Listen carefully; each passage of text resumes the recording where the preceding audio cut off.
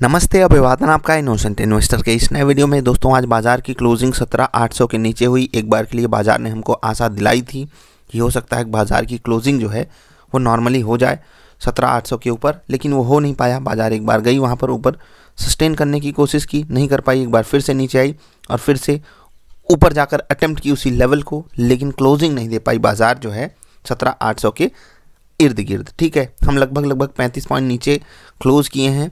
Last trading price अगर हम देखेंगे तो 17,764.80 है। इसका मतलब 35 पॉइंट नीचे हमारी बाजार बंद हुई है 17,800 के। अब यहाँ पर एडवांटेज है शॉर्ट सेलर्स के पास, किस चीज़ का? लेवल का, साइकोलॉजिकल लेवल का। क्योंकि ऊपर अब आपको जाना है अगर, तो ग्लोबल मार्केट का सहारा चाहिए, क्योंकि 17,750 17,800 ये बन रहे हैं अभी इंपॉर्टेंट लेवल। जहाँ पर बाजार खड़ी है 17,750 पे, ये 17,500 और 18,000 के बीच का एकदम बीच का लेवल है। ठीक है, अब इस लेवल की अहमियत एकदम नॉर्मल बेसिस पे होती है कि कॉल राइटर्स पुट राइटर्स दोनों की ताकत एक बराबर होती है। लेकिन अभी जो है पुट राइटर्स टॉप गियर पे गाड़ी चला सकते हैं, तो आपको अभी भी अलर्ट रहना है। याद रखिएगा, ऊपर के लेवल पे मौका उनके पास शॉर्ट करने का ज़्यादा है, क्योंकि उनको इंपॉर्टेंट लेवल मिल जा रहा है स्टॉप लॉस लगाने का। उसके बाद वो बाजार को शॉर्ट कर सकते हैं। टेक्निकली हम कमज़ोर कल भी थे, आज थोड़े से और ज़्यादा हो गए हैं, लेकिन ऐसे ही एडवर्स कंडीशन में हमारे लिए अपॉर्चुनिटी बन के आती है। हमें ग्लोबली अगर पॉजिटिव संकेत मिल गया तो हम धूम धड़ाका भी ऐसे ही मौके पर कर जाते हैं। बने रहिएगा, मतलब बाज़ार को थोड़ा ध्यान से देखिए। आज बाज़ार किसी के लिए भी अच्छी नहीं थी। जिस तरीके से स्टॉक्स गिर रहे थे, मैं आपको दिखाऊं कि HDFC बैंक जैसा स्टॉक फ्लैट है, उसके बाद बाज़ार 0.25% नीचे बंद हुई है। इसका मतलब आप जानते हैं कि स्टॉक स्पेसिफिक बहुत बड़ा मोमेंटम हुआ है। इससे पहले वाली वीडियो में मैंने आपके साथ कुछ स्टॉक शेयर भी किए थे। आज लिस्टिंग हुई पेटीएम वगैरह की, तो यहाँ पर भी आपको डाउनफॉल ही देखने को मिला। यहाँ पर स्ट्रैटेजी भी बताएंगे आपको। सिगाची में लगातार दूसरे दिन लोअर सर्किट। सफायर फूड्स ये स्टॉक क्लोज किया है लगभग 1210 रुपये के आसपास, तो इस पर भी थोड़ा सा डिस्कशन होना चाहिए। लेकिन सबसे पहले निफ्टी ट्रेडर सेटअप आज यहाँ पर सेटअप हमारा हमसे कर रहा था खेल खिलवाड़, क्योंकि सेटअप जो है अगेंस्ट द ट्रेंड चलने की कोशिश कर रहा था। ठीक, बाजार गिरना चाह रही थी, सेटअप हमको बाई साइड का ट्रेड दिलाया। 3 मिनट पे भी 10 मिनट पे भी स्टॉप लॉस जाना तय था, ये तो फिक्स था, और हम यहाँ पर कुछ कर नहीं सकते। एक्चुअली देखिए, आपका माइंडसेट किस तरीके का है वही यहाँ पर काम करता है। अब देखिए, सेटअप आपको बाई साइड का ट्रेड देता है, बाजार गिरना चाहती है तो आप स्टॉप लॉस हैंडी रखिए, स्टॉप लॉस दीजिए बाजार को। मैं आपको हमेशा बोलता हूँ कि आप हमेशा प्रॉफिट के थ्रू आगे नहीं बढ़ सकते हो बाजार में। आपके पास हमेशा वो ब्रेक लगाने की चीज़ आनी चाहिए। आपके एक्सेलरेशन का कोई फ़ायदा नहीं अगर आप ब्रेक लगाना नहीं जानते, या आपके जीवन में ब्रेक नहीं आती। ये जर्नी अनंत हो जाएगी अगर आप रोज़ प्लस में रहोगे। आपको माइनस चाहिए, और ऐसे दिन जब आते हैं तो वहाँ पर आपको ये नहीं कि सेटअप को थैंक यू बोलिए, लेकिन इतना ज़रूर सेटअप को बोलिए कि अगर आपने आज लॉस दिया है तो कल आप प्रॉफिट तो दोगे, लेकिन जो आपने आज लॉस दिया वो कम होना चाहिए। ठीक, और यही मैं आपको हमेशा सिखाता हूँ, रिस्क रिवार्ड रेशियो समझाता हूँ आपको कि जब भी बाजार आपके पक्ष में चले तो आपको कोशिश ये करनी है कि 10 में से अगर आप 2-3 ट्रेड में भी 10 में से 2-3 ट्रेड में भी सिर्फ क्या ढूंढ लो कि इस बाजार ऊपर जा रही है, आप ऊपर के लेवल पर अपना स्टॉप लॉस खिसकाते जा रहे हो, जिसको हम ट्रेलिंग स्टॉप लॉस स्ट्रैटेजी बोलते हैं। ये आपके फेवर में, बस यही चीज़ करनी चाहिए। समझ रहे हैं? जैसे दुकानदार जब आपको 100 रुपये का सामान बेचता है तो 100 रुपये जब आप उसको देते हो तो उसका प्रॉफिट नहीं होता, उसको किराया देना है।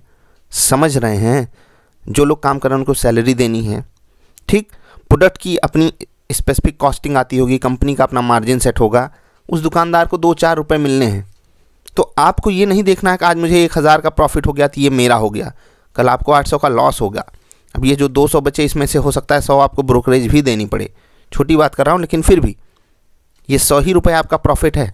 हाँ, किसी दिन आपको दिखाई ज़रूर देगा कि आपको 1000 का प्रॉफिट हुआ, तो आपको इस 100 पे फोकस करना है। ये 100 भी छोटी वैल्यू नहीं होते। अब जिस हिसाब से हम ऑप्शंस में आपको ट्रेड दिलाते हैं, 25,000 सेटअप जो आपको ट्रेड दिलाता है, 25,000 पे आप एक दिन पे अगर सारे टारगेट हिट होते हैं, सारे टारगेट, तो मोर देन 2,500 रुपीज़ आप कमाते हो, अप्रॉक्सीमेटली 10%। ठीक, अप्रॉक्सीमेटली 10%। ये रोज़ थोड़ी हो सकता है, तो थोड़ा सा ध्यान दिया कीजिए। सेटअप बिल्कुल आज नहीं चला और हमें उम्मीद कुछ ज़्यादा ही लग गई थी, क्योंकि कुछ दिनों से सेटअप एकदम चमत्कार कर रहा था। ठीक है, ऐसे दिन आने चाहिए, तभी हमको ये लगता है कि हाँ भाई सही चीज़ पे हम काम कर रहे हैं। कभी ये ना फील होने पाए कि पुनी भगवान है। ठीक, चलिए, सिगाची यहाँ पर लोअर सर्किट लगा। बहुत सारे लोगों के यहाँ पर सवाल आए हैं, लेकिन आप जब नीचे जाकर देखोगे वॉल्यूम के नाम पे कुछ नहीं हो रहा है, तो आप स्टॉक नहीं सेल कर सकते हो, कुछ कह भी नहीं सकते दोस्त, यहाँ पर कुछ कह नहीं सकते। मतलब जब आप स्टॉक बेच ही नहीं पाओगे, आपको स्ट्रैटेजी हम क्या बताएं। आईपीओ की स्ट्रैटेजी क्या होती है, पहले दिन चुपचाप निकल जाइए, ठीक है। सफ़ायर फूड्स की लिस्टिंग हुई, आपको यहाँ पर मज़ा आया या नहीं? 1200 के आसपास ही इनका लगभग वो था इशू प्राइस, तो एकदम फ्लैट बंद हुआ है ये स्टॉक। पेटीएम जो है ये 30% नीचे बंद हुआ है, 1600 के भी नीचे ये स्टॉक बंद हुआ। अच्छी बात नहीं है ये, क्योंकि कंपनी तो पैसा लेकर फ़रार हो गई है, वो काम करेगी अपना हमारे आपके पैसे से। और जो मैंने फ़रार होने वाली बात कही वो था ओएफएस वाला मामला। ओएफएस में जो पैसा लगता है वो जो पहले के इन्वेस्टर्स होते हैं वो लेकर फ़रार हो जाते हैं, उससे कंपनी को कोई फ़ायदा नहीं होता है। आपको ये बात मैंने बताई भी है। देखिए आपको एक बात बताता हूँ, पारस का स्टॉक था, यहाँ पर मैं आपको बताऊँ यहाँ के लेवल पे लोगों ने स्टॉक लेकर, मतलब क्या स्ट्रैटेजी से लिए थे वो मुझे नहीं पता, लेकिन यहाँ पर स्टॉक लेकर वो फंसे हैं। लोअर सर्किट के बाद आज जब स्टॉक गिरा तो यहाँ पर भी सवाल आ रहे हैं। अब बताइए आप, रिटेल इन्वेस्टर्स को, रिटेल ट्रेडर्स को पैसा कमाने की कितनी जल्दी है वो आप यहीं से समझ सकते हो। पारस जैसे स्टॉक में 1, 2, 10, 20 नहीं, मोर देन 20 क्वेरीज हैं हमारे पास, और फंसे हुए लोगों की। ये नहीं कि उनको प्रॉफिट हो रहा है, आईपीओ के समय से वो होल्ड करके बैठे हैं। जिनको लॉस हो रहा है मैं उनकी बात बता रहा हूँ। अच्छी बात यह है कि ये लोग एक्सेप्ट करते हैं कि उनसे गलती हो गई। बहुत सारे लोग तो एक्सेप्ट भी नहीं करना चाहते कि उनसे गलती हुई है। निफ्टी 0.25% नीचे बंद हुआ, निफ्टी नेक्स्ट 50 1.5% नीचे, निफ्टी मिड कैप 0.2% लगभग नीचे बंद हुआ है। निफ्टी बैंक आज फ्लैट है, और किसके कारण? आपके प्यारे दुलारे एचडीएफसी बैंक के कारण, क्योंकि वो फ्लैट था। वो जब फ्लैट है तो अन्य सब गिरते भी नहीं, federal, IndusInd, RBL, AU, IDFC first bank सब 2-2, 2.5% गिरे हैं, लेकिन फिर भी स्टॉक स्टेबल था। एचडीएफसी बैंक आधा % मजबूत था, स्टेट बैंक 1% मजबूत था, और इन्हीं के कारण निफ्टी बैंक को सहारा मिला। अदरवाइज ये इंडेक्स भी अंडर परफॉर्म किया होता, ठीक है।